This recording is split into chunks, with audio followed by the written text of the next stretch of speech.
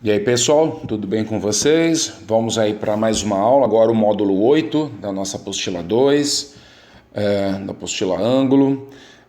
Um conteúdo bem dinâmico e ao mesmo tempo um pouco complexo, mesmo porque as informações que estão aí dependem muito de uma leitura, aliás, muito atenta, para que você adquira um vocabulário e entenda exatamente a descrição dos diferentes tipos de vegetação que cobre o nosso país, tá bom? É muito importante que você tenha esse desejo da leitura e atenção e observação e análise das imagens também, tá? O que se pretende aqui é fazer apenas uma leitura rápida do que nós entendemos como biomas, mas aí os estudos vai depender de você para adquirir mais informação, tá bom? Primeira coisa que a gente tem que observar é o mapa do nosso país. Cara, é lindo, é fantástico. Você imaginar que esse território de 8,5 milhões de quilômetros quadrados, ele possui aí uma grande variedade de cobertura vegetal, né? E quando você observa a nossa legenda, você nota, por exemplo, que nós temos aí 9 tipos diferentes, tá? É lógico e é triste essa informação que eu vou te dar. Essa cobertura que nós estamos vendo espalhada por este mapa, ela basicamente não existe mais nestas configurações. Mesmo porque isso aí representa aquilo que era original no nosso país. E a partir do momento que os portugueses chegaram, colonizaram o nosso país, muita coisa mudou, não é mesmo? Então você sabe que a ação do homem, a ação antrópica, ela modificou essa paisagem e, infelizmente, a maior parte dessa cobertura original já não existe mais, tá bom? Então essa aí é a notícia triste. O que a gente sempre recomenda para os alunos? Que você compare este mapa de vegetação sempre com um mapa de clima, tá? E aí, se a gente voltar para cá, você vai perceber que aqui são os tipos climáticos e você vai lembrar que durante as aulas nós trabalhamos com uma comparação. Quem que determina a cobertura vegetal? Será que é o tipo de solo? Será que é apenas a temperatura? Ou essa combinação e essa distribuição de vegetação é algo mais complexo? Sem dúvida nenhuma, é muito complexo. E aí a gente acaba estudando essa complexidade no ensino médio, quando a gente percebe que são vários fatores ao mesmo tempo que faz com que essa cobertura vegetal exista, tá? Formas de relevo, altitude, combinação dos tipos de solo, se ele é mais ácido ou não, se são solos mais rasos ou mais profundos, a quantidade de chuva que chega até a superfície, né, as temperaturas, etc. Mas para nós que estamos no ensino fundamental, o que nós precisamos saber, tá? E isso é importante, que a cobertura vegetal, ela existe em função de um comportamento climático. Então, o que determina você ter, por exemplo, floresta amazônica no norte e não as araucárias como a do sul, é exatamente o tipo climático que acontece e que ocorre no norte do Brasil, tá? Que, aliás, veja aí, é o clima indicado pela letra A, é um clima chuvoso e ao mesmo tempo com temperaturas muito altas, né? Sempre quente durante o ano, que é, no caso, o climograma que vocês estão vendo aqui do lado esquerdo, tá? Então, essas condições climáticas, elas vão determinar exatamente a presença de uma floresta, tá bom? E ela acaba respeitando essas características tanto de chuva, tanto de variação de temperatura.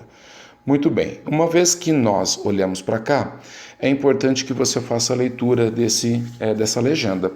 Vamos fazer isso juntos? Olha lá, o que nós temos? Observem as cores. Floresta equatorial, ou também chamada de floresta amazônica, que fica no norte do Brasil.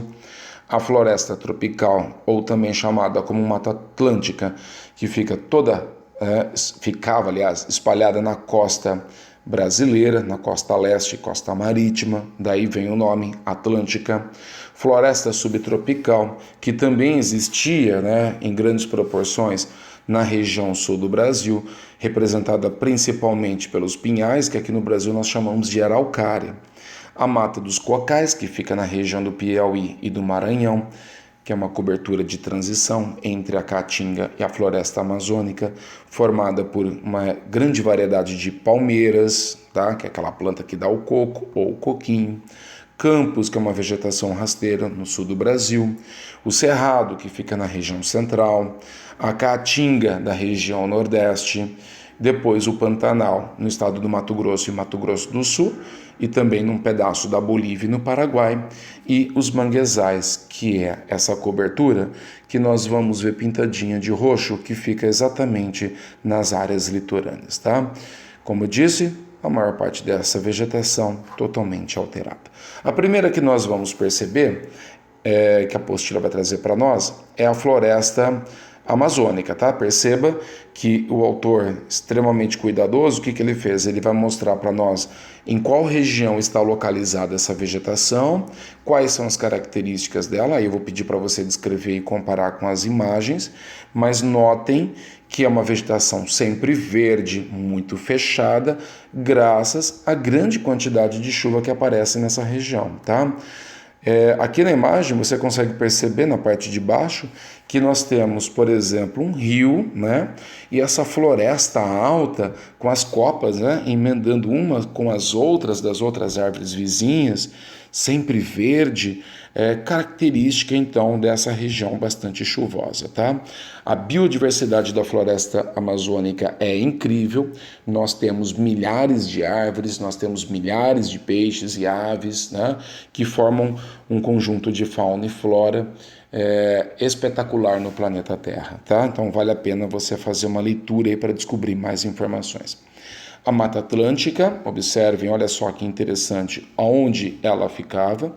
Infelizmente, pessoal, nós temos aproximadamente 7% dessa cobertura vegetal cobrindo, então, essa costa litorânea. Significa que 93% de toda essa vegetação já não existe mais. Muito triste. Foi extremamente explorada, né, pela agricultura, retirada de madeira, desde o início da nossa colonização, e era exatamente o local onde os portugueses exploravam o pau-brasil, que inclusive foi a árvore que deu origem ao nome do nosso país, tá bom?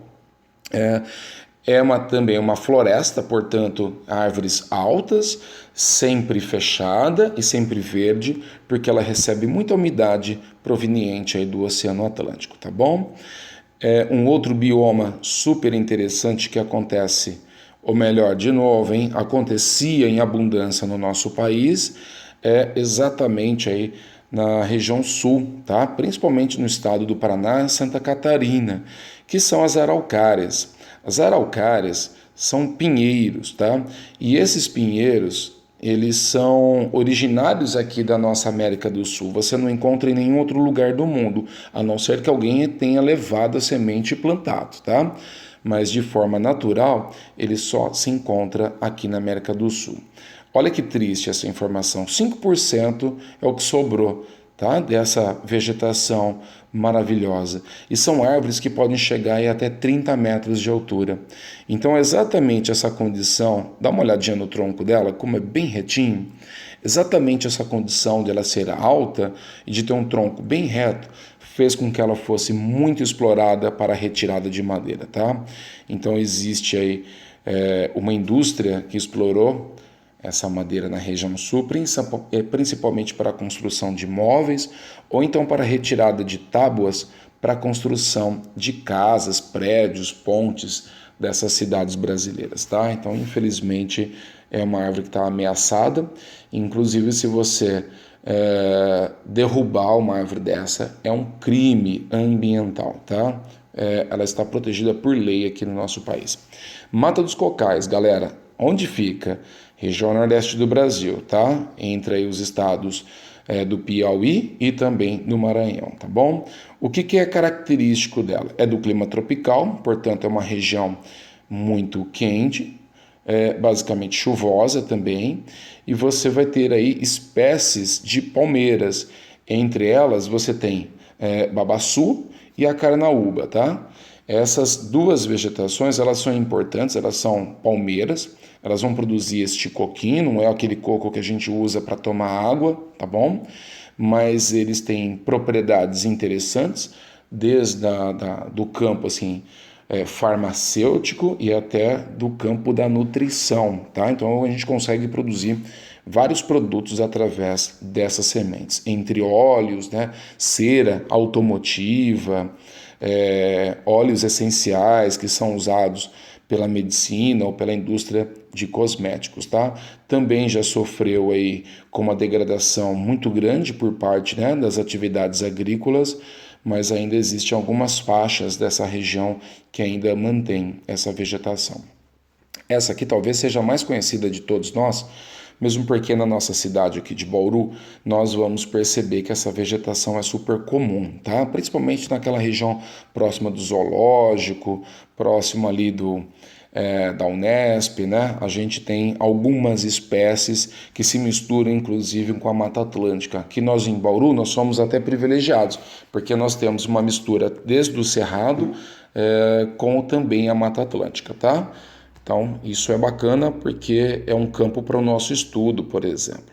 O Cerrado, o que é característico dele? Ele é do clima tropical, tá? Só que esse clima tropical, nós que moramos aqui, sabemos exatamente que no início e no final do ano, o volume de chuva é sempre maior. E quando nós vemos o mês de maio, junho, julho, agosto, principalmente esses meses, é onde nós vamos ver um ciclo de chuva menor. Portanto, é uma vegetação que se adapta tanto ao período maior de chuva quanto o período de seca, tá? Então são árvores menos densas, diferente, por exemplo, daquela fotografia, né, da região amazônica. Olha lá, sempre verde, fechada. Aqui você já vai perceber que nós temos inclusive vários tipos de cerrado, mas neste aqui, no caso, olha só que interessante, as árvores estão espalhadas entre si, tá? Dando chance, por exemplo, da cobertura vegetal, que são as gramíneas, a grama, se tornar presente nessa superfície, tá? Mas aí a característica principal são os troncos tortuosos, tá? Os galhos que são retorcidos, folhas aveludadas, folhas grossas, né? Para poder proteger da umidade e também da elevação de temperatura. Lembrando, pessoal, que fica na região central do nosso país, pegando inclusive aqui no estado de São Paulo um pedacinho, que a gente acabou perdendo aí por essa mancha laranja, mas o clima é o que determina essa vegetação, tá? Lembra que eu acabei de falar, mais chuva no começo e no final do ano e menos exatamente quando? No meio, tá? Tá bom? Então, começo e final do ano mais chuva e no meio menos chuva. É uma vegetação que se adapta. Essa aqui, então, já que nós estamos falando de adaptação, é a mais adaptada, porque ela só ocorre em regiões de clima semiárido. Em que lugar do Brasil? Região Nordeste, que é a região menos chuvosa do nosso país, tá? Então vamos imaginar que um dos volumes máximos que nós vamos ter aqui na região do sertão nordestino mais ou menos em torno aí dos seus 400 milímetros por ano, tá? Aqui em Bauru chove aproximadamente 1.000 milímetros por ano, portanto chove uma vez e meia, vamos pensar assim, em relação ao Nordeste, tá? E infelizmente essa falta de água, ou felizmente, determina que nós tenhamos uma vegetação super adaptada, tá? Isso que vocês estão vendo, na verdade, é uma cactácea. E o que é uma cactácea? Uma cactácea é uma planta da família dos cactos, tá bom? E essas cactáceas, elas estão adaptadas justamente a essa falta de umidade que chega até o solo. Então, é uma planta que consegue resistir e ocupar essa área toda, tá? Não se engane, é uma vegetação super biodiversificada também. Lógico que não dá para comparar com a Mata Atlântica, não dá para comparar com a floresta amazônica, mas ela tem aí várias espécies vegetais e uma quantidade enorme de animais e aves que se adaptam aí a essa região, tá? E por falar em ave, dá uma olhada aqui nesse belo exemplar da arariranha azul, tá bom? Muito bem, faça as leituras e aí nós vamos para os campos. Os campos é uma vegetação que fica no sul do Brasil, observem aqui por favor, tá? Especificamente no Rio Grande do Sul, vegetação rasteira, uma vegetação aberta. Embora nós tenhamos árvores espalhadas nessa imagem, o que nós realmente devemos observar é essa vegetação rasteira, tá? Ela ocorre, então, graças a uma adaptação do tipo climático subtropical do nosso país, bastante também destruída, principalmente porque quando os portugueses chegaram no Brasil, nessa região, eles perceberam que era um lugar que daria facilmente para desenvolver dois tipos de atividade, tá? Primeiro, a pecuária, é uma característica inclusive do Rio Grande do Sul, criação de boi, e junto com ela o desenvolvimento das atividades agrícolas, tá? Então, infelizmente, é um bioma também que está bastante devastado, tá? Mas o que marca são as gramíneas, tá? A presença das gramíneas e de vez em quando aí pequenos arbustos, tá? Professor, o que é um arbusto? É uma árvore de pequeno porte, tá? Muito bem. Pantanal, galera, olha só que incrível, onde que está o Pantanal? O Pantanal brasileiro, ele fica no estado do Mato Grosso e Mato Grosso do Sul. É uma região de uma extensa planície, tá? Portanto, um relevo muito plano e ao mesmo tempo muito baixo, o que atrai uma quantidade enorme de água, tá? Então, muitos rios correm para essa região mais baixa, fazendo então que exista um acúmulo maior de água na superfície, formando o que nós chamamos então de um pantanal, tá bom? É lógico que você tem os momentos de maior intensidade das chuvas, ora menos, mas é uma região sempre úmida, tá bom? Esporadicamente aí, eventualmente, quando nós temos aí alguns fenômenos meteorológicos, essa região pode até enfrentar períodos de seca, mas geralmente graças então a esses rios que correm para a região, nós vamos ver aí isso sempre úmido, tá bom? Olha só que vegetação incrível, tá? Você tem as vegetações que são temporárias, que se formam do lado desses grandes lagos. Quando então você tem os momentos de seca, essa vegetação ela acaba desaparecendo, tá bom? Mas o que é interessante é que ela acaba misturando vários tipos diferentes de vegetação que estão ao seu redor. Então é fácil você andar pelo Pantanal e você identificar espécies de gramíneas, de arbustos e de árvores que fazem parte do cerrado, tá? E de vegetação que está adaptado ao excesso de água, que são as higrófilas, tá bom? Plantas que se adaptam a um volume maior de água, tá? Faz aqui a leitura, nessa imagem, por exemplo, está mostrando o período de seca, em oposição exatamente a um período aí de grandes chuvas, tá bom? Então é uma região incrível. E por fim, né, nós temos aí os manguezais, que é uma vegetação super adaptada a uma água salobra. O que é isso? Né? É a mistura da água doce que chega por rios, que se mistura com a água salgada da parte costeira. É uma vegetação que se adapta, então, à coleta dos nutrientes que estão inseridos dentro da própria água, e vocês vão perceber que nós temos aí uns arbustos com as suas raízes que estão expostas, tá? Que nós chamamos aí de raízes aéreas. E o que essas raízes fazem, né? Ela tem aí basicamente duas funções. A número 1 é conseguir se sustentar em solos que são lodosos, tá? O que significa isso? É lodo. Não é uma superfície que você consegue ter firmeza. Se você pisar, por exemplo, nesse solo, com toda certeza você vai ficar atolado até o joelho, tá? Então as raízes criam sustentação. E ao mesmo tempo, quando a maré sobe, é isso mesmo, significa que a água sobe, tá? E a partir do momento que a água sobe, essas raízes ficarão submersas e ela vai conseguir retirar os nutrientes que a árvore precisa justamente da água, tá?